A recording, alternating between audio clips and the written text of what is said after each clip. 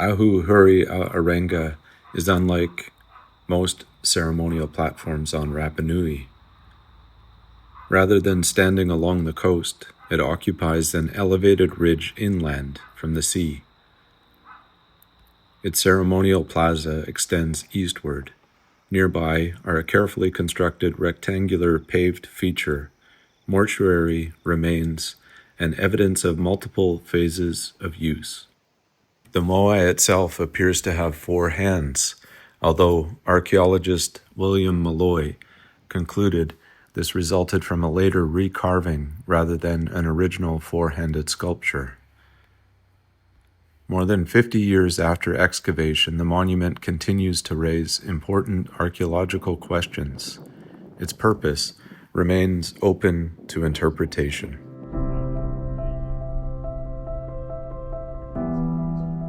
Can you say that again?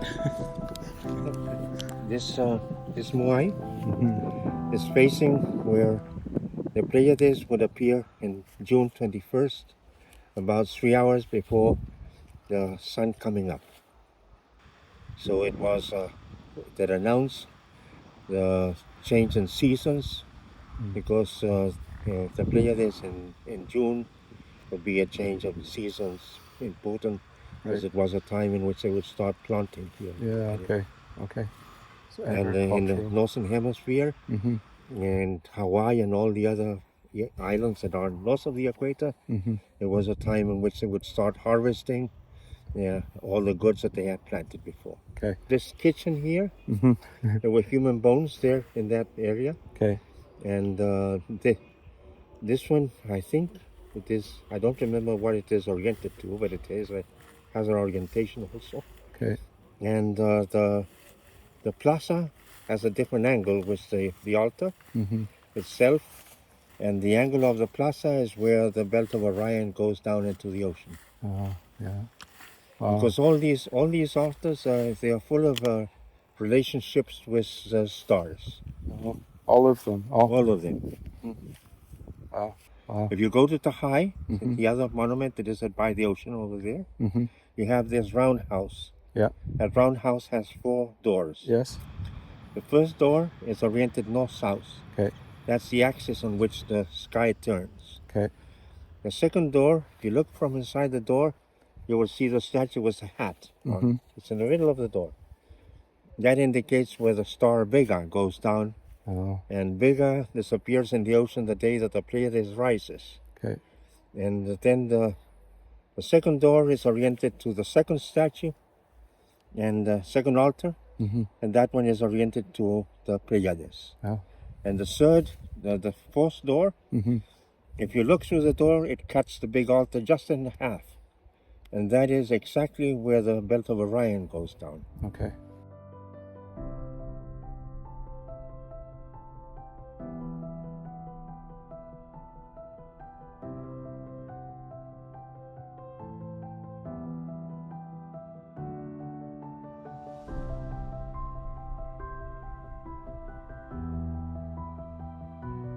So at the quarry, there's one moai that's squatting. Yeah, that we don't know much about. There's only one like that. There's only one, yes. Yeah, and it looks up. Its head seems to look. Dor Heyerdahl in 1956. He went to ask one of the men that lived there by the quarry, one of the shepherds, if he had seen a statue that would look different. And he said, yes, there's a statue that is lying down over there that looks different. So they went and they excavated the statue, and then they put it up.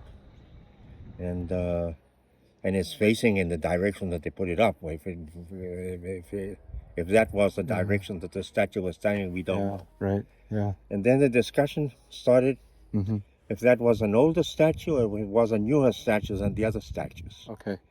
And if there was a quarry there or it had been brought there from another quarry. So then they went back in the 70s and they excavated the area and there was a quarry there. Okay. And but they found charcoal in the quarry, but the charcoal got contaminated, so when they dated it, it was dated in the future, more or less. Oh, really? So they were not able to get a date of when the statue was carved. Heads that are sort of rounded are sort of Older. an older style. Yeah, they're much different. Yeah. And then as they get newer, younger, they're very tall and Yes. straight edges. And Yeah, but we don't know that one because it could be a later one.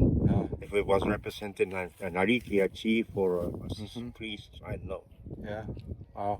So on some of the Ahu in the base, there's polygonal stone. Yes. Yeah. Some of them they look kind of like stones I've seen in other places in the world. Yes, they're very well carved and very well adjusted. Yeah. And you have the same thing in the rest of Polynesia, Mm-hmm. but mainly with coral slabs. Okay. Oh, Because most of the altars are built out of coral slabs. okay. That conversation became the beginning, not the conclusion, of this investigation. When I returned home, I began reading William Mulloy's excavation reports. Then later, archaeoastronomical research. Then ethnographic studies of Polynesian knowledge systems. Slowly, the monument became something else. I became less interested in whether one monument aligned with one celestial event, and more interested in how environmental knowledge might become embedded within an entire landscape.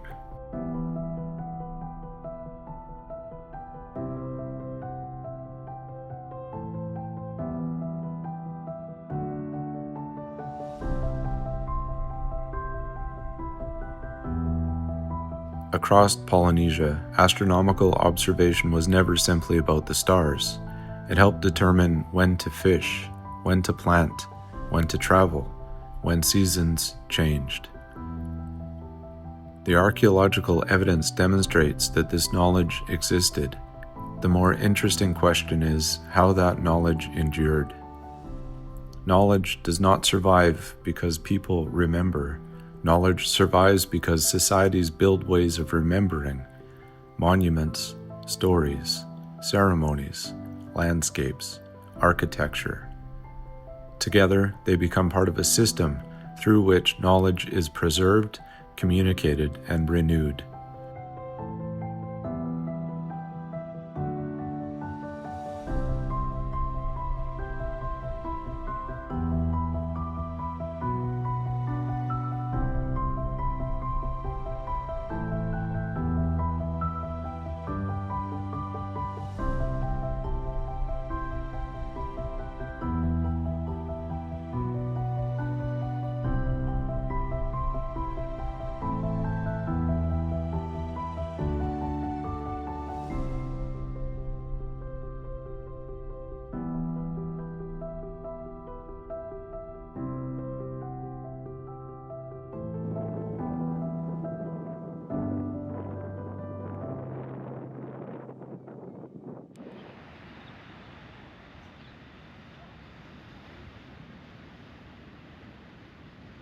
Across Rapa Nui, ceremonial platforms, observation points, quarries, and named places form a connected cultural landscape: Tahai, Tongariki, Ahu Akivi, Punapau, Ranu Raraku.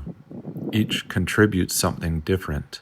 Rather than existing as isolated monuments, they may have participated in a broader system through which seasonal knowledge was preserved, remembered, and renewed. Understanding one monument may ultimately require understanding them together.